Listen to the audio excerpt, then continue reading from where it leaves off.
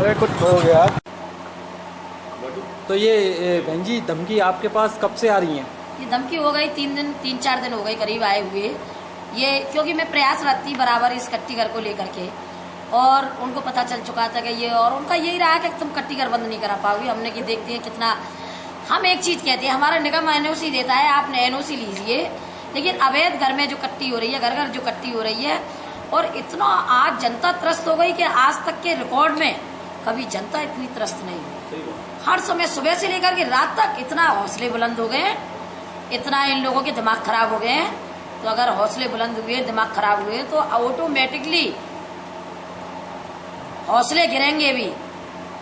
मैं रुकूंगी नहीं किसी कीमत पे। मैंने कह दिया, मैंने अगर प्रशासन सहयोग करते हैं बहुत अच्छी बात है। प्रशासन ने कल से रात से सहयोग दिया है, मैं उनका धन्यवाद देती हूँ कि चलो कुछ तो उन्होंने किया।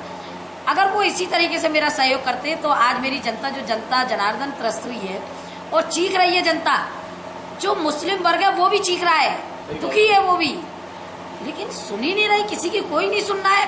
मुझे ऐसा लगता है कि उनको बदबू नहीं आती। क्यों बदबू नहीं आती? हम जानते हैं हर चीज को। हमारे निगम की एनओसी के बिना ताला कैसे खुल गया कट्टी घर का, सब प्रशासन की नजर में था। तो ये ताला जो खुला है ये आपकी नॉलेज में नहीं आया? इसका कोई मतलब ही नहीं था। जब नॉलेज में आया तुरंत मैंने कह दिया, मैंने ताला आज ही बंद होगा, आज ही सील होगा कट्टी घर। कैसे खुला, किसकी सह पे खुला? 3 दिन तक लगातार कट्टी हुई थी उसमें, हमें पता ही नहीं चल पाया। हमने उस बात की भी चेतावनी, चुनौती स्वीकार कर ली है। बहुत अच्छी तरीके से हम चुनौती स्वीकार करते हैं। हम तो केवल एक बात कहते हैं कि हम मार सकेगी मौत उसे औरों के लिए जो जीता है। मेरा अपना जीवन कभी रहा ही नहीं। तो जैसे ये धमकी जो आपको मिली है, तो ये किस तरीके की धमकी मिली है आपको? यही है कि मतलब ये पीछे हट जाओ, ये क्या, क्यों इन लफड़ों में पड़ती हो, क्यों मतलब ये कट्टी घर के पीछे लगी हुई हो, ये कुछ नहीं हो पाएगा, शासन प्रशासन कुछ नहीं कर पाएगा।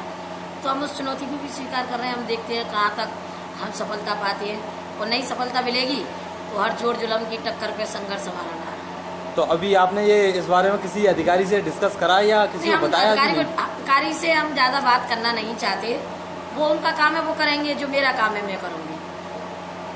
प्रशासन की नज़र में सारी चीज़ें रहती हैं, ऐसी बात नहीं है। हर चीज़ को अच्छी तरीके से बुझा, तो अगर आ गई है तो प्रशासन क्या, कोई मुझे नहीं बचा पाएगा। नहीं आई तो कोई मुझे मार नहीं पाएगा। जितनी सांसें ऊपर वाले ने दी है, लेकिन मैं अपने आप को हमेशा भाग्यशाली समझूंगी। मेरा जीवन अपने समाज के लिए जाएगा तो मुझसे ज़्यादा भाग्यशाली कोई। अच्छा मेयर साहब, एक बात और, ये शहर में ये शाम के टाइम में जो बदबू आती है, तो इसकी शिकायतें भी आपके पास आई होंगी?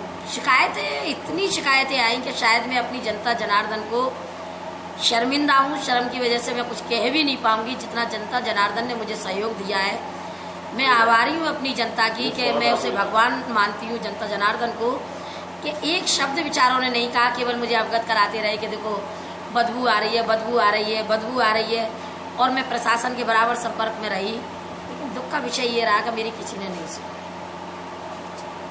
ओके। महानगर की मेयर के द्वारा कहा गया है, मीडिया को उन्होंने बयान दिया कि उनकी जान को खतरा है, लगातार कट्टी करने वाले लोगों से उनको खतरा बना हुआ, शहर में बदबू पैदा हो रही है, इसको देखते ही लोगों में एक रोष पैदा है। इस संबंध में जो आप बता रहे हैं ये कोई मुझे जानकारी प्राप्त नहीं है, उन्होंने ऐसा कुछ कहा है। और जो अवैध कटान या बदबू वाली बात है, उस पर कल से पुलिस की कार्रवाई ऑलरेडी, कल भी कई जगह दबिश पड़ी थी, कार्रवाई प्रारंभ है, हम लोग उसको नहीं करते।